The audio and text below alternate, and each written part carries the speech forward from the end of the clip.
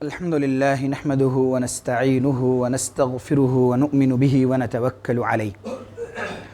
ونعوذ بالله من شرور أنفسنا ومن سيئات أعمالنا من يهده الله فلا مضل له ومن يضلله فلا هادي له وأشهد أن لا إله إلا الله وحده لا شريك له وأشهد أن محمدا عبده ورسوله أما بعد فإن خير الحديث كتاب الله وخير الهدي هدي محمد صلى الله عليه وسلم وشر الأمور محدثاتها وكل محدثة بدعة وكل بدعة ضلالة وكل ضلالة في النار. قال الله تبارك وتعالى في القرآن الكريم: أعوذ بالله من الشيطان الرجيم يا أيها الذين آمنوا اتقوا الله حق تقاته ولا تموتن إلا وأنتم مسلمون. وقال تعالى في موضع آخر: بسم الله الرحمن الرحيم يا أيها الناس اتقوا ربكم الذي خلقكم من نفس واحدة وخلق منها زوجها وبث منهما رجالا كثيرا ونساء واتقوا الله الذي تساءلون به والأرحام إن الله كان عليكم رقيبا. وقال تعالى في موضع آخر: أعوذ بالله من الشيطان الرجيم يا أيها الذين آمنوا اتقوا الله وقولوا قولا سديدا يصلح لكم أعمالكم ويغفر لكم ذنوبكم ومن يطع الله ورسوله فقد فاز فوزا عظيما. تمام قسم کی تعریفات و توصیفات، کبریائی و بڑائی، حمد و ثنا صرف اور صرف اس اللہ رب العالمین ہی کے لیے لائق و زیبا اور سزاوار ہے جس نے سارے جہاں کو بنایا، جو سارے جہاں کا خالق و مالک ہے اور سارے جہاں کے نظام کو بخوبی چلانے والا ہے۔ بعدہ بے شمار درود و سلام نازل ہو نبی آخر الزماں محمد عربی صلی اللہ علیہ وسلم پر۔ حاضرین جمعہ، جس عنوان پر گزشتہ 2 ہفتوں سے باتیں چل رہی ہیں، اسی عنوان پر چند باتیں آج بھی آپ کے سامنے رکھی جائیں گی۔ عنوان ہے کہ مسجد کے آداب، اس کے آباد کرنے کے کیا آداب ہیں۔ اس عنوان پر چند اہم باتیں آپ کے سامنے آج بھی رکھی جائے گی۔ بات یہاں تک پہنچی تھی کہ باجماعت نماز ادا کرنے کی اللہ کے نبی صلی اللہ علیہ وسلم نے کیا فضیلتیں بیان کی ہیں، اس کے تئیں کئی روایتیں آپ کے سامنے آئی، قرآنی آیات آپ کے سامنے رکھے گئے۔ آج بھی چند احادیث آپ کے سامنے اسی عنوان پر اور اسی بات پر آپ کے سامنے رکھی جاتی ہیں۔ بخاری کی روایت ہے، اللہ کے نبی صلی اللہ علیہ وسلم کا یہ فرمان ہے جماعت کے ساتھ نماز ادا کرنے کی فضیلت کے تعلق سے، کہ ابو ہریرہ رضی اللہ تعالیٰ عنہ سے روایت ہے، اللہ کے نبی صلی اللہ علیہ وسلم نے یہ ارشاد فرمایا: صلاة الرجل فی جماعت تزید علی صلاته فی بیتہ وصلاته فی سوقہ 27 درجہ۔ سب سے پہلی بات کہ اللہ کے نبی صلی اللہ علیہ وسلم نے اس روایت میں اور اس کے شروع کے ہی حصے میں آپ صلی اللہ علیہ وسلم نے یہ ارشاد فرمایا کہ جماعت کے ساتھ نماز پڑھنے کی کیا فضیلت ہے، اور یہ ارشاد فرمایا کہ تم میں سے ایک آدمی کا اپنے گھر میں نماز پڑھنا اور بازار میں کہیں، دکانوں میں کہیں اور تنہا نماز پڑھنا، اس سے 20 گنا یا اس سے کچھ اور زیادہ بہتر ہے جماعت کے ساتھ نماز پڑھنا۔ اللہ کے نبی صلی اللہ علیہ وسلم نے یہ ارشاد فرمایا۔ اور یہ کب ہوگا یہ فضیلت، یعنی بڑھ کر جو یہ فضیلت ملے گا یا جماعت کے ساتھ نماز ادا کرنے کی جو فضیلت ہے یہ کب ہوگا، اس کو بھی اللہ کے نبی صلی اللہ علیہ وسلم نے آگے بیان کرتے ہوئے ارشاد فرمایا: وَذَلِكَ أَنَّ أَحَدَهُمْ إِذَا تَوَضَّأَ فَأَحْسَنَ الْوُضُوءَ۔ اور یہ اس وقت ہوگا جب تم میں سے کوئی شخص اچھی طرح وضو کرے اور اس کے بعد ثُمَّ أَتَى الْمَسْجِدِ، مسجد کی جانب آئے، لَا يَنْهَزَهُ إِلَّا الصَّلَاةِ، اور مسجد صرف اور صرف وہ نماز کے لیے ہی آیا ہو،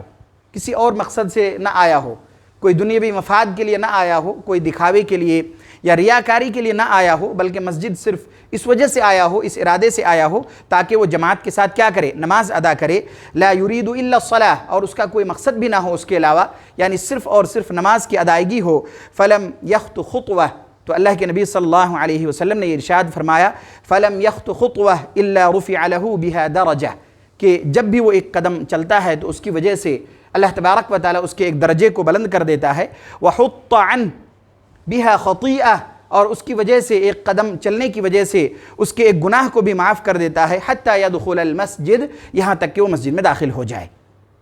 اس کے بعد اللہ کے نبی صلی اللہ علیہ وسلم نے چند اور فضیلتیں بھی بیان کی اسی روایت میں، اور مسجد کو آباد کرنے کے تعلق سے یا جماعت کے ساتھ نماز پڑھنے کے تعلق سے۔ چنانچہ ارشاد فرمایا فَإِذَا دَخَلَ الْمَسْجِدِ، جب آدمی مسجد میں داخل ہوتا ہے، كَانَ فِي الصَّلَاةِ مَا كَانَتِ الصَّلَاةُ تَحْبِسُ،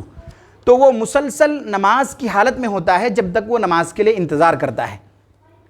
اگر ایک آدمی مسجد میں داخل ہوا اور جماعت میں ٹائم ہے، انہوں نے سنت کی ادائیگی بھی کر لی، اب وہ نماز کے انتظار میں ہے کہ جب جماعت کھڑی ہوگی تو ہم نماز پڑھیں گے، یہ جو انتظار کرنا ہے، اب تک جو انتظار کر رہا ہے، حالانکہ وہ شکلی طور پر نماز نہیں پڑھ رہا ہو، لیکن اللہ کے نبی صلی اللہ علیہ وسلم نے یہ ارشاد فرمایا یہ جو انتظار ہے وہ کر رہا ہے، اس انتظار میں گویا کہ وہ نماز کی حالت میں ہی ہے۔ ایسی فضیلت بیان کی کہ اگر آدمی بیٹھا بھی ہو انتظار میں کہ جماعت جب کھڑی ہوگی تو نماز ادا کریں گے، گویا کہ وہ نماز کی حالت میں ہی ہے۔ جس طرح آدمی نماز میں ہوتا ہے، انتظار بھی نماز کی حالت ہو گئی۔ اللہ کے نبی صلی اللہ علیہ وسلم نے یہ ارشاد فرمایا کہ جب وہ مسجد میں داخل ہوتا ہے فَإِذَا دَخَلَ الْمَسْجِدِ كَانَ فِي الصَّلَاةِ مَا كَانَتِ الصَّلَاةُ تَحْبِسُ، تو مسلسل نماز میں ہی ہوتا ہے جب تک وہ نماز کا انتظار کرتا رہتا ہے۔ وَالْمَلَائِكَةُ يُصَلُّونَ عَلَىٰ أَحَدِكُمْ مَا دَامَ فِي مَجْلِسِهِ الَّذِي صَلَّ بِهِ، اور فرشتے اس شخص کے لیے، تم میں سے ایک شخص کے لیے وہ مسلسل دعا کرتا ہے کہ جب تک وہ اپنے مصلی پر بیٹھا رہتا ہے، یعنی جس جگہ جماعت کے ساتھ آدمی نے نماز ادا کیا اور پھر وہ نماز پڑھ لینے کے بعد، نماز سے فراغت کے بعد اسی جگہ بیٹھ کر ذکر و اذکار میں مشغول ہے، ذکر و اذکار کر رہا ہے، تو فرشتے مسلسل ان کے لیے دعائیں کرتے رہتے ہیں کہ جب تک وہ اپنی اسی جگہ بیٹھا ہو جس جگہ انہوں نے نماز ادا کی ہو۔ اور وہ کیا کہتے ہیں اپنی دعا میں؟ اللہ کے نبی صلی اللہ علیہ وسلم نے ارشاد فرمایا یقولون، وہ یہ کہتے ہیں اللہم ارحم، اے اللہ اس پر رحم فرما۔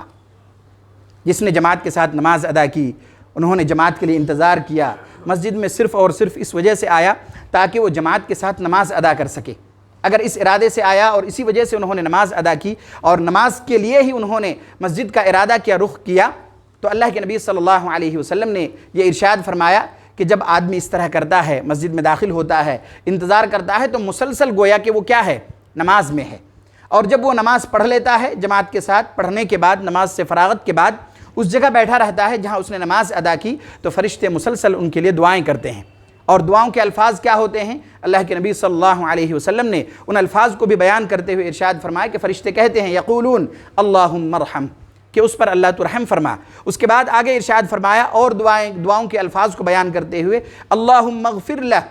یا اللہ تو اس کی مغفرت فرما دے، اگر ان کے کچھ گناہ ہیں، کچھ خطائیں ان سے ہوئی ہیں، کچھ غلطیاں ان سے سرزد ہوئی ہیں تو انہیں بھی معاف کر دے۔ اللہم تب علیہ، اے اللہ تو اس کی طرف متوجہ ہو، ان کی طرف متوجہ ہو۔ اس کے بعد یہ سلسلہ کب تک چلتا رہتا ہے؟ ما لم یؤذ فیہ ما لم یحدث فیہ، کہ اس وقت تک جب تک کہ وہ کسی کو تکلیف نہ پہنچایا ہو، یا اس وقت تک جب تک وہ بے وضو نہ ہو گیا ہو، یعنی اس کا وضو نہ ٹوٹ گیا ہو، جب تک وہ بیٹھا رہے گا، جب تک کسی کو تکلیف نہیں پہنچائے گا اور جب تک وہ بے وضو نہیں ہو جائے گا، اس وقت تک فرشتے یہی دعائیں کرتے رہتے ہیں۔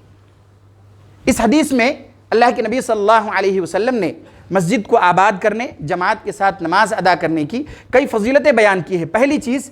جو بیان کی وہ یہ کہ آدمی کا جماعت کے ساتھ نماز ادا کرنا، یہ 20 گنا یا اس سے کچھ اور، بضع کا لفظ استعمال کیا گیا ہے جو کئی اور اعداد کے لیے شمار کیے جاتے ہیں، الگ الگ اقوال ہیں، تو کم از کم 20 گنا تو زیادہ بڑھ ہی جاتا ہے کہ آدمی گھر میں نماز پڑھے اور مسجد میں نماز پڑھے۔ جس نے مسجد میں نماز ادا کی اس کی نماز 20 گنا بڑھا ہوتا ہے گھر کے نماز پڑھنے والوں کے مقابلے میں۔ پہلی فضیلت۔ دوسری چیز جو اللہ کے نبی صلی اللہ علیہ وسلم نے بیان کیا وہ یہ کہ جب آدمی صرف اور صرف نماز کی ادائیگی کا ارادہ کرتے ہوئے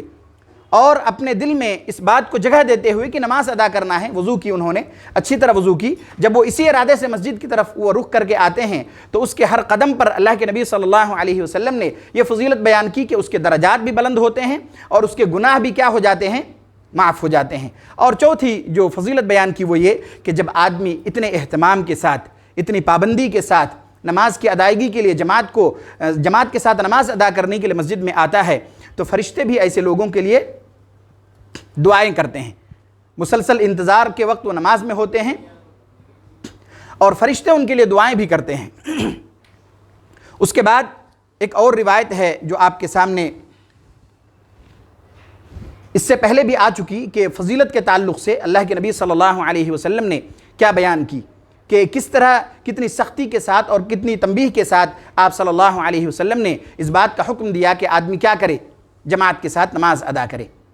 اب آگے بڑھتے ہوئے مسجد کے آداب میں سے یا اس کی فضیلت، اس کو چیزوں کو اور سمجھنے کے لیے اللہ کے نبی صلی اللہ علیہ وسلم نے مسجد کے تعلق سے یہ ارشاد فرمایا کہ مسجد کو آباد کس طرح کیا جائے۔ تو پہلی بات کہ آدمی جب مسجد میں آئے تو کوشش کرے کہ اس وقت کو، جب مسجد میں وہ آ جائے تو اس وقت کو اللہ کے اذکار میں، قرآن کے تلاوت میں، اسے سیکھنے سکھانے میں، اس کی تلاوت میں گزارے۔ جو خود جانتا ہو موقع ملے کسی کو سکھائے، جو نہ جانتا ہو کسی سے معلومات حاصل کرے، پوچھے، اور پھر قرآن کی تلاوت میں کیا ہو، مشغول ہو۔ اللہ کے نبی صلی اللہ علیہ وسلم نے یہ ارشاد فرمایا۔ حضرت عقبہ بن عامر رضی اللہ تعالیٰ عنہ سے روایت ہے، وہ کہتے ہیں کہ ہم صفہ میں بیٹھے ہوئے تھے، مسلم کی روایت ہے، وہ کہتے ہیں کہ ہم صفہ میں بیٹھے ہوئے تھے، اللہ کے نبی صلی اللہ علیہ وسلم ہمارے پاس تشریف لائے، اور لا کر آپ صلی اللہ علیہ وسلم نے یہ ارشاد فرمایا کہ کیا تم میں سے کوئی شخص اس بات کو پسند نہیں کرے گا کہ وہ بطحان یا عقیق جائے اور وہاں سے جا کر 2 بہترین فربہ اونٹنی لے کر آئے؟ چونکہ عرب میں آج بھی، اس وقت بھی اونٹنی کی بہت اہمیت ہوا کرتی تھی۔ اللہ کے نبی صلی اللہ علیہ وسلم نے یہ ارشاد فرمایا۔ عقبہ بن عامر رضی اللہ تعالیٰ عنہ کہتے ہیں کہ آپ صلی اللہ علیہ وسلم ہمارے پاس آئے اور آپ نے یہ ارشاد فرمایا کہ کیا تم میں سے کوئی شخص اس بات کو پسند نہیں کرے گا کہ وہ جائے، بطحان جگہ کا نام ہے، عقیق جگہ کا نام ہے، کہ وہاں جائے اور 2 اونٹنیاں لے کر آئے بغیر کسی گناہ، بغیر کسی قطع رحمی کے، یعنی وہ جائے اور فری میں ان کو کیا ہو جائے، وہ مل جائے، میسر آ جائے۔ تو صحابہ کرام نے کہا جو وہاں بیٹھے ہوئے تھے کیوں نہیں، ہم پسند کریں گے کہ ہمیں وہ چیز آسانی سے اور بغیر کسی گناہ کے، قطع رحمی کے ہمیں کیا ہو جائے، وہ مل جائے۔ تو اللہ کے نبی صلی اللہ علیہ وسلم نے آگے ارشاد فرمایا، افلا یغدو احدکم الی المسجد فیعلم او یقرأ آیتین من کتاب اللہ عز وجل خیر لہ من ناقتین۔ کیا تم میں سے ایک شخص جب مسجد جاتا ہے، یا صبح کے وقت مسجد جائے، شام کے وقت مسجد جائے، جب بھی وہ مسجد جائے تو وہ کیا کرے، 2 آیت سیکھے یا اس کی تلاوت کرے قرآن میں سے، اللہ کی کتاب میں سے۔ تو یہ جو 2 آیت ہے، 2 آیت کا تلاوت کرنا ہے، یہ کیا ہے، ان 2 اونٹنیوں سے زیادہ بہتر ہے۔ اب اسے بہت آسانی سے سمجھیے کہ اگر ہم میں سے کوئی شخص نماز کے لیے آیا ہو، آج کل سہولیات بہت زیادہ ہے، قرآن نسخے یہاں رکھے ہوئے ہیں، ہر آدمی کے فون میں قرآن ہوا کرتا ہے، آدمی آیا، سنت وغیرہ سے فارغ ہو گیا، جب تک بیٹھے ہیں اگر 2 آیت پڑھ لے تو اللہ کے نبی صلی اللہ علیہ وسلم نے جو فضیلت بیان کی، اس کے مصداق ہوں گے وہ کہ ان 2 اونٹنیوں سے بھی زیادہ بہتر ہے، جن کے لیے صحابہ اکرام خوشی خوشی کیا ہو گئے تھے، تیار ہو گئے تھے کہ ہم جائیں گے اور وہاں سے لے آئیں گے۔ اللہ کے نبی صلی اللہ علیہ وسلم نے یہ ارشاد فرمایا کہ تم میں سے ایک شخص مسجد جائے، صبح صبح جب بھی جائے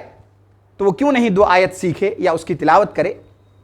تو یہ 2 آیت ان 2 اونٹنیوں سے زیادہ بہتر ہے۔ پھر آگے اللہ کے نبی صلی اللہ علیہ وسلم نے ارشاد فرمایا وَثَلَاثٌ خَيْرٌ لَهُ مِنْ ثَلَاثٍ، اور 3 آیت 3 اونٹنیوں سے زیادہ بہتر ہے۔ وَأَرْبَعٌ خَيْرٌ لَهُ مِنْ أَرْبَعٍ، اور 4 آیتیں 4 اونٹنیوں سے زیادہ بہتر ہے۔ وَمِنْ أَعْدَادِهِنَّ مِنَ الْإِبِلِ، اور اسی طرح اونٹنیوں کی گنتی شمار کرتے جاؤ کہ جتنی آیتیں تم تلاوت کرو وہ آیتیں اتنی اونٹنیوں سے زیادہ بہتر ہے۔ اور یہ اتنا آسان کام ہے، ہم سبھی نماز میں سورہ فاتحہ کی تلاوت کرتے ہیں، اگر آدمی اخلاص نیت کے ساتھ جگہ پہ بیٹھ کر سورہ فاتحہ کی تلاوت کر لے اور پھر نیت میں ہو کہ اللہ تعالیٰ اس کا اجر ہمیں دے، یہ فضیلت ہمیں ملے، تو یہ فضیلت انہیں حاصل ہوگی۔ صرف سورہ فاتحہ کی بات کر رہا ہوں میں، ہر ایک کو یاد ہوتا ہے، شاید ہی کوئی ایسا ہو جن کو یاد نہ ہو، ہر ایک کو یاد ہوتا ہے، اور اسے یاد کرنا کوئی مشکل کام بھی نہیں ہے۔ آدمی آئے، اگر کسی کو یاد نہ ہو، کسی سے پوچھ لے اس آیت کو کیسے یاد کرنا ہے، ایک آیت 1 بار سے 2 بار 3 بار بتا دیے جائیں، وہ خود رٹے، اس کو کوشش کرے، اس کی بھی الگ فضیلت ہے۔ اللہ کے نبی صلی اللہ علیہ وسلم کا یہ فرمان ہے قرآن کی تلاوت کے تئیں کہ جو لوگ قرآن کے ماہرین ہیں وہ فرشتوں کے ساتھ ہوں گے، اور وہ لوگ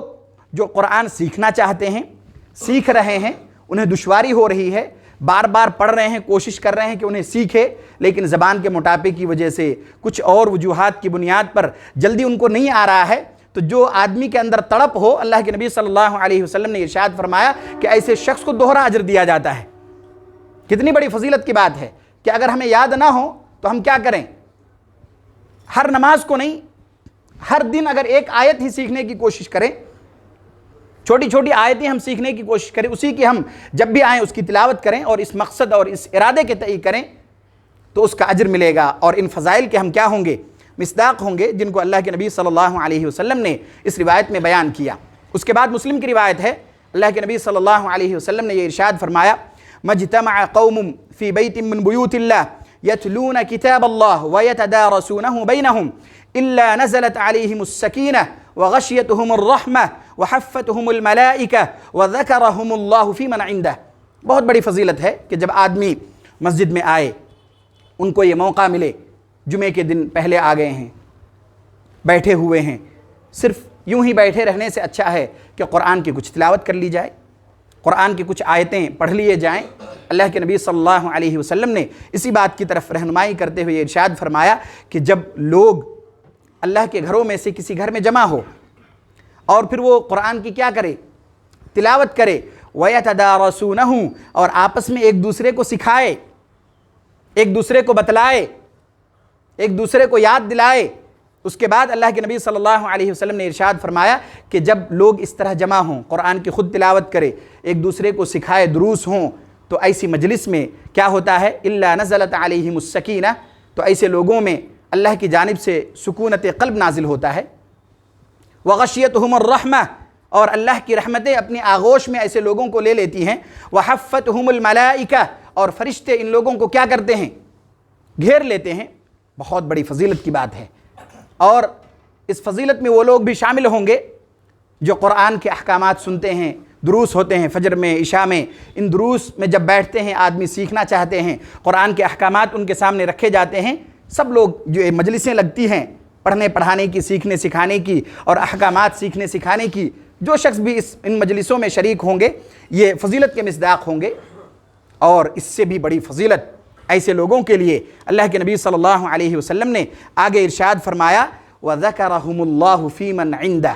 اللہ تبارک و تعالی ایسے لوگوں کا ذکر اپنے پاس کرتا ہے فرشتوں کے سامنے۔ جب آدمی کسی مجلس میں بیٹھے اور قرآن کے احکامات سنے، سیکھے، اس پر عمل کرنے کی کوشش کرے، تو یہ جو فضیلتیں آپ کے سامنے آئی کہ سکونت قلب نازل ہوتا ہے، رحمتیں اپنی آغوش میں لے لیتی ہیں اور فرشتے گھیر لیتے ہیں، یہ تو فضیلت ہے ہی۔ ساتھ ساتھ اللہ تبارک و تعالی خود اپنے ان بندوں کا ذکر فرشتوں کے سامنے کرتا ہے کہ میرے بندوں نے اس طرح کی مجلس میں شرکت کی، قرآن کے احکامات پڑھے پڑھائے، قرآن کی تلاوت کی، ایک دوسرے کو سکھانے کی کوشش کی۔ یہ بہت بڑی فضیلت کی بات ہے کہ اللہ تبارک و تعالی فرشتوں کے سامنے اس کا ذکر کرے۔ یہ چند باتیں یعنی فضیلت کے تعلق سے چند احادیث، کچھ قرآنی آیات آپ کے سامنے آئی۔ اب آئیے اصل مسجد کے جو آداب ہیں انہیں سنتے ہیں کہ یہ فضیلتیں آ گئیں اور بہت ساری احادیث اس بارے میں آ گئیں کہ آباد کرنے کی کیا فضیلت ہے، آباد کرنے کے کیا طریقہ کار ہے، اور کس طرح ہم مسجدوں کو آباد کر سکتے ہیں۔ یہ ساری چیزیں آ گئیں۔ اب عنوان جو اصل تھا وہ یہی تھا، یہ فضیلتیں جو آپ کے سامنے رکھی گئیں اس کے تئیں ایک تمہیدات سمجھیے، تاکہ اصل جو ادب ہے مسجد کا وہ آپ کے سامنے رکھے جائیں، ان آداب کو ہم اچھی طرح سمجھ سکیں اور اس پر عمل بھی کر سکیں۔ مسجد کے آداب میں سے سب سے پہلا ادب یہ ہے کہ مسجد کی صفائی کا خیال رکھا جائے، اور ہم میں سے ہر شخص اس بات کے ذمہ دار ہیں کہ ہم مسجد کی صفائی کا خیال رکھیں۔ مسجد کے ذمہ دار ہیں، مسجد کے دیکھ ریکھ کرنے والے ہیں، نہیں، یہ ان کی بھلائی ہے کہ وہ ذمہ دار ہیں، دیکھ ریکھ کرنے والے ہیں، لیکن جو بھی مسجد میں آتے ہیں، جس بھی مسجد میں جاتے ہیں، ہم جس بھی مسجد میں داخلہ لیتے ہیں، نماز ادا کرتے ہیں، ہماری یہ ذمہ داری بنتی ہے کہ ہم مسجد کی صفائی کا مکمل طور پر خیال رکھیں۔ اللہ کے نبی صلی اللہ علیہ وسلم کے فرامین سے یہ پتہ چلتا ہے کہ آپ صلی اللہ علیہ وسلم نے اس بات کا حکم دیا کہ مسجدیں بنواؤ اور ساتھ ساتھ اس کی صفائی کا خیال بھی رکھو۔ ہر شخص کی ذمہ داری ہے کہ مسجد کے صفائی کا کیا کرے، آدمی خیال رکھے۔ کچھ بھی لے کر آئے، جیب میں تھا نکال کر رکھ دیے، کچھ گرا پڑا ہے ہم نے دیکھی، ہمارے نظروں سے گزری، ہم اسے اٹھا کر کیا کر دیں، ڈسٹ بین رکھی رہتی ہیں اس میں ڈال دیں۔ صفائی کا خیال رکھنا ہے، ہر ایک کی یہ ذمہ داری ہے، اور یہ اخلاقی ذمہ داری ہے، ہر ایک کو یاد رکھنے کی بھی ضرورت ہے۔ بہت ساری چیزیں آپ دیکھیں گے جس کی وجہ سے مسجد میں گندگی پھیلتی ہے۔ کبھی آپ مثال کے طور پر ہی پانی کا وہ ہے، یہ اس ڈسپینسر لگا ہوا ہے، اس میں پانی بھر گیا، ضرورت اس بات کی ہے کہ آپ کسی کی انتظار کر رہے ہیں کہ وہ کوئی آئے نکال کر پھینکے تب جو ہے استعمال کریں، یا پھر اسی پر پانی بھرے جا رہے ہیں تو پانی نیچے گر رہا ہوتا ہے۔ سہولیات ہے، اسے نکالیے، نیچے بنا ہوا ہے اسے ڈال دیجئے، دوبارہ لگائیے، پھر استعمال کیجئے،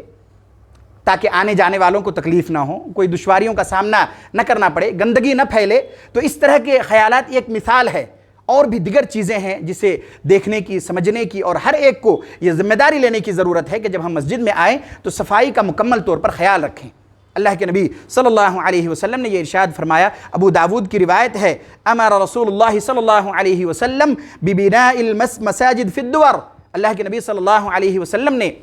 محلوں میں مسجدیں بنانے کا حکم دیا، وَأَن تُنَظَّفَ وَتُطَيَّبَ، اور اس بات کا بھی حکم دیا کہ اسے صاف ستھری رکھی جائے اور اس کو خوشبودار رکھا جائے، یعنی خیال رکھا جائے اس بات کا کہ مسجدوں کو ہم صاف ستھرا رکھیں اور پھر اس کو خوشبودار بنا کر رکھیں، گندگی اس میں نہ پھیلائیں۔ اس کے بعد مسجد کو ہر قسم کی گندگی سے پاک رکھنا کتنی ضروری ہے، اس روایت سے آپ کو پتہ چلے گا۔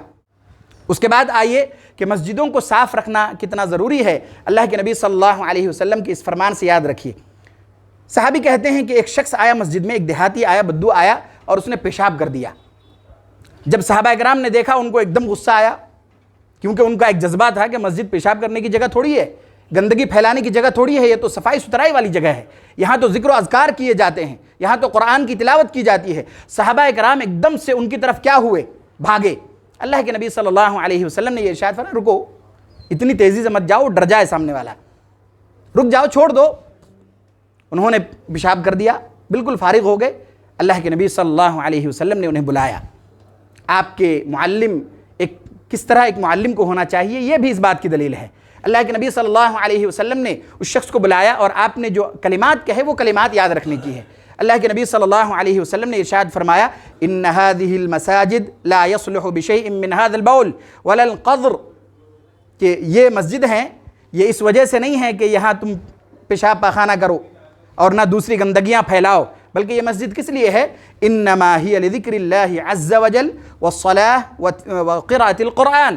اور یہ مسجدیں ہیں نماز پڑھنے کے لیے، ذکر و اذکار کے لیے، قرآن کی تلاوت کے لیے۔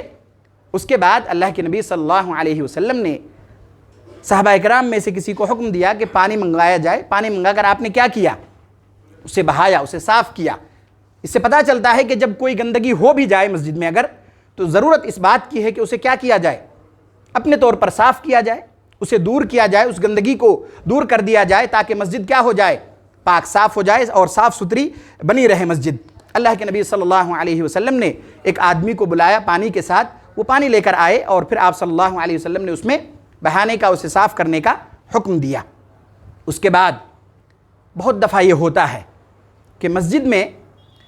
آدمی جب آئے، اور انشاءاللہ آئندہ ہفتہ آداب کے تعلق سے یہ باتیں بھی آئیں گی، اور بہت سارے آداب ہیں جو آپ کے سامنے رکھنے کی ضرورت ہے، انشاءاللہ آپ کے سامنے رکھے بھی جائیں گے۔ جب ہم مسجد آتے ہیں تو ضرورت اس بات کی ہے کہ ہم جہاں اپنے کپڑے کی صفائی کا خیال رکھیں، اس کے ساتھ ساتھ اپنے جسم کے بھی صفائی کا خیال رکھیں۔ ہمارا جسم جثہ ایسا نہ ہو کہ ہمارے جسم سے بدبو آئے۔ آدمی کھا پی کے مسجد کو آ جاتے ہیں، اس کی وجہ سے کچھ نہیں تو کم سے کم آزو بازے 3-4 لوگوں کی نماز تو خراب ہوتی ہی ہے۔ ان کے خشوع اور خضوع میں کیا ہو جاتا ہے؟ فرق پڑ جاتا ہے کہ آدمی کے منہ سے کیا آئے؟ بدبو آئے۔ اس کی وجہ سے نماز میں ان کا دھیان نہیں ہوتا ہے، اور اس چیز سے اللہ کے نبی صلی اللہ علیہ وسلم نے بہت سختی کے ساتھ منع کیا ہے۔ آپ نے یہ ارشاد فرمایا کہ جو آدمی لہسن اور پیاز کھا لے وہ ہماری مسجد کے قریب نہ آئے۔ اللہ کے نبی صلی اللہ علیہ وسلم نے یہ ارشاد فرمایا کہ جو آدمی لہسن اور پیاز کھائے، صفائی کرنے سے پہلے ہمارے مسجد کے قریب نہ آئے، وہ چاہے تو گھر پر بیٹھے لیکن مسجد نہ آئے۔ یہ جو اتنی سختی اللہ کے نبی صلی اللہ علیہ وسلم نے بیان کی، اس کی کیا وجہ تھی؟ اس کی وجہ یہی تھی کہ جب آدمی کے منہ سے بو آئے گی اور وہ قریب کھڑے ہوں گے تو دائیں بائیں والے کی نماز خراب ہوگی ہی ہوگی۔ ان کو ایک الگ بے چینی سی کیفیت ان کے اندر آ جائے گی، نماز سے ان کا دھیان بالکل ختم ہو جائے گا۔ اس لیے ضرورت اس بات کی ہے کہ جب ہم مسجد میں آئیں تو اچھے کپڑے بھی پہنیں، اچھی خوشبو بھی لگائیں، منہ کی صفائی خصوصی طور پر کریں، کیونکہ اس کی وجہ سے نماز میں خرابی پیدا ہوگی، اور اللہ کے نبی صلی اللہ علیہ وسلم نے اس چیز کے بارے میں بہت سختی کے ساتھ منع کیا۔ چنانچہ ارشاد فرمایا، بخاری کی روایت ہے، من اکل ثوما او بصلا فلیعتزلنا، کہ جس نے لہسن پیاز کھایا وہ ہم سے دور رہے، قریب نہ آئے۔ جو لہسن پیاز کھا لے وہ کیا کرے؟ قریب نہ آئے، وہ دور رہے، یعنی جماعت کے ساتھ نماز کے لیے نہ آئے، وہ پہلے صفائی کرے پھر آئے۔ آگے ارشاد فرمایا اولیعتزل مسجدنا، یا پھر ہماری مسجد سے وہ دور رہے، ولیقعد فی بیتی، وہ گھر پہ بیٹھے۔ گھر پہ بیٹھے کا مطلب یہ نہیں کہ پیاز کھا لیا، لہسن کھا لیا تو اب جماعت معاف ہو گیا، اب جا کے گھر پہ بیٹھنا، یہ نہیں، یہ سختی ہے کہ جب آپ اس چیز سے گزریں، پیاز لہسن آپ نے کھایا ہے، ضرورت اس بات کی ہے کہ آپ اس کی صفائی کریں اور پھر اس کے بعد مسجد میں آئیں، لوگوں کو تکلیف نہ پہنچائیں، ان کی نماز میں خشوع اور ان کے خضوع میں خلل نہ ڈالیں۔ مسلم کی روایت ہے، اللہ کے نبی صلی اللہ علیہ وسلم نے یہ ارشاد فرمایا، من اکل البصل والثوم والکراث فلا یقربن مسجدنا، کہ جو بھی شخص اس طرح کی چیزیں کھاتا ہے تو اسے چاہیے کہ مسجد میں نہ آئے، ہماری مسجد کے قریب نہ ہو، یعنی صفائی سے پہلے نہ آئے، صفائی ستھرائی کے بعد آئے۔ بہت سارے لوگوں کو آپ دیکھیں گے، اللہ تعالی ہم سب کو اس بات کی توفیق دے کہ ہم ان ساری چیزوں کا خیال رکھیں۔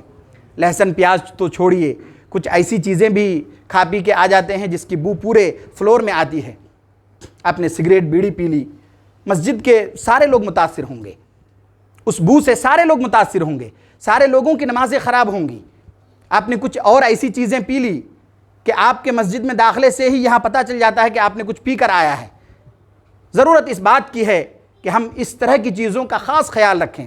مسجدیں ہم آئے ہیں اللہ کی عبادت کے لیے، ذکر و اذکار کے لیے، قرآن کی تلاوت کے لیے۔ ایسی جگہ، ایسی بدبودار منہ لے کر اگر آپ آئیں گے تو پھر آپ کے آنے کا کوئی مقصد ہی نہیں ہے، کیونکہ آپ نے اپنے آپ کو بھی نقصان میں ڈالا اور دوسروں کی عبادت میں بھی خلل آپ نے بننے کا سبب بنا، خلل پیدا کرنے کا آپ سبب بنیں گے۔